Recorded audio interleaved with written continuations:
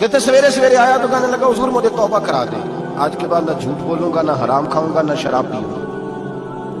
تو کہتے ہیں جتنے لوگ بیٹھے تھے کان کھڑے ہو گئے، کہا تجھے کیا ہوا؟ کہنے لگا 11-12 سال کا نوجوان آیا مجھے توبہ کرا گیا، چڑھتی جوانی، 11-12 سال 14-15 سال کا بچہ مجھے توبہ کرا گیا۔ تو کہتے ہم محو حیرت ہوئے کہ اتنا سا بچہ؟ تو کہتے ہیں کسی نیک باپ کا بیٹا تھا، کسی پرہیزگار ماں کا بیٹا تھا، گھر میں تربیت۔ اتنے بچے تو خانقاہ بھی نہیں جاتے، اتنے سے بچے تھوڑی کسی ادارے کے فارغ التحصیل ہوتے ہیں، کس مدرسے سے پڑھے ہوتے ہیں؟ کہتے چھوٹی سی عمر۔ تو کہا جناب آپ کو کیسے ملا؟ تو وہ شخص کہنے لگا حضور کل میں گیا بازار، میں نے بغداد کے چوک سے 10 کلو مچھلی بھی خرید لی اور کچھ اور ضرورت کی چیزیں بھی، مہمان آنے تھے، وہ سارا کچھ خرید کے میں جب نکلا تو سامان زیادہ ہو گیا۔ چوک میں مزدور بیٹھے ہوتے تھے، میں نے کہا بھئی میرے ساتھ فلاں محلے تک سامان پہنچانا ہے۔ وہ بچہ کہنے لگا چچا اگر میں چلوں تو، میں نے اس کو ایڈریس وغیرہ بتلایا تو 3 دینار مزدوری طے ہو گئی سامان گھر پہنچانے کی۔ کہتے میرے ساتھ وہ نکلا اور جب رستہ طے کرنے لگا تو رستے میں گرمی بڑی سخت تھی، ظہر کا وقت تھا، ذرا ہم نے چند قدم اٹھائے، 2-4 گلیاں گزرے تھے کہ اذان ظہر کی آواز آنے لگی۔ تو کہتے ہیں بڑی منت کے انداز میں، بڑی گزارش کے انداز میں میری طرف دیکھا، عمر چھوٹی سی ہے، کہنے لگا چچا اگر اجازت مل جائے تو میں ظہر کی نماز پڑھ لوں۔ کہتے ہیں میں ایک جگہ پھٹے پہ بیٹھ گیا اور گپے کرنے لگا، سامان وہاں رکھا، میں نے کہا پڑھ لے نماز۔ کہتے ہیں بچہ نماز پڑھنے چلا گیا، باقی لوگ دیر سے آئے، وہ نماز پڑھ کے جلدی آ گیا۔ میں نے کہا بیٹے تو جلدی آ گیا ہے؟ کہنے لگا اس لیے جلدی آیا ہوں کہ آپ یہ نہ سمجھے یہ کام چور ہے، میں نے نفل چھوڑ دیے ہیں، فارغ ہو کے پڑھ لوں گا۔ کہتے ہیں سامان اٹھایا، رستے میں گرمی شدت کی تھی، اس کا پسینہ بہنے لگا، میں آگے بڑھا، میں نے کہا بیٹے سامان تھوڑی دیر کے لیے مجھے دے دو، گرمی زیادہ ہے۔ کہنے لگا چچا کسی کا تربیت یافتہ ہو، کسی نے ٹریننگ دی ہے، کہا ماں باپ نے کہا تھا حرام لقمہ گھر نہ لانا، کہا بات کیا ہوئی؟ کہنے لگے میں آپ کو نہیں دے سکتا، اس لیے کہ 3 دینار مزدوری گھر پہنچانے کی طے کی ہے، اگر آپ اٹھائیں گے تو پھر میں پیسے پورے نہیں لوں گا۔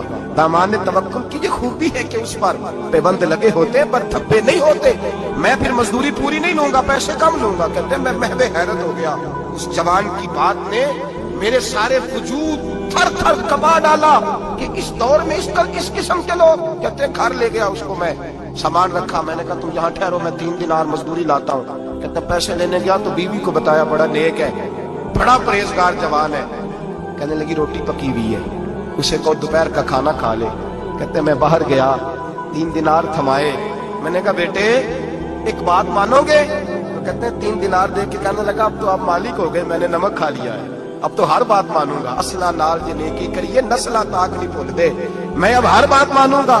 تو میں نے کہا دوپہر کا کھانا کھا لو۔ کہتے ہیں اس کی گردن جھک گئی اور بڑے دھیمے لہجے میں کہنے لگا میں نہیں کھا سکتا، میں نے روزہ رکھا ہوا ہے، روزہ رکھا ہوا ہے، نفلی روزہ رکھا ہوا ہے۔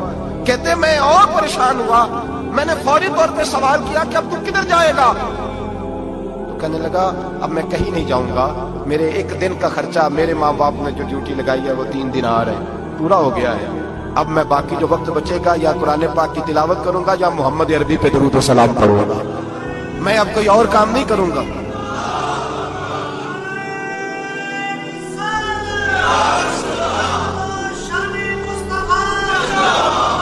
شخص کہنے لگا کہ میں نے کہا افطاری کر لینا، کہنے لگا مجھے مسجد بتا دو، میں جا کے اللہ اللہ کرتا ہوں، مجھے شام کو لے آنا۔ افطاری ہمارے ساتھ اس کی طے ہو گئی، مسجد چلا گیا، مغرب بعد لینے گیا تو کہنے لگا عشاء کے بعد آنا، اب تو میں نے پانی سے افطار کر لیا، کھانا کھانے جاؤں گا تو جماعت رہ جائے گی۔ کہتے ہیں عشاء کے بعد میں لایا، اس کو کھانا کھلایا، رات گہری ہو گئی تو میں نے کہا تو سو نہیں جاتا؟ کہنے لگا کوئی عرض نہیں، کبھی دور مزدوری کرنے نکل جاؤں تو رہ بھی جاتا ہوں، گھر والوں کو پتا ہے۔ کہتے میں نے مسافر خانہ کھولا، یوں سمجھیے ڈرائنگ روم بیٹھک میں نے کھولی، اس کو سلا دیا، میں اور میری بیوی اپنی معذور بیٹی کو روٹی دینے گئے اور ہم نے جا کے اس کو کھانا کھلایا جو ٹانگوں سے معذور تھی، اور ساتھ کہا کہ بیٹی آج بڑا پرہیزگار جوان ہمارا مہمان ہے، آج چڑھتی جوانی اور تقوی کی روشنی اس کے چہرے سے چمکتی ہے، کیا بات ہے، بڑے ہی اچھے گھرانے کا تربیت یافتہ ہے۔ کہتے ہیں بچی کو کھانا کھلا کے لوٹے، اپنے کمرے میں سو گئے، بیٹی اپنے کمرے میں لیٹ گئی، ترس گئے تھے کہ بیٹی قدموں پہ چلے۔ تہجد کا وقت ہوا تو دروازے پہ دستک ہوئی، بڑی بے چینی کے ساتھ اٹھے میاں بیوی کون ہے؟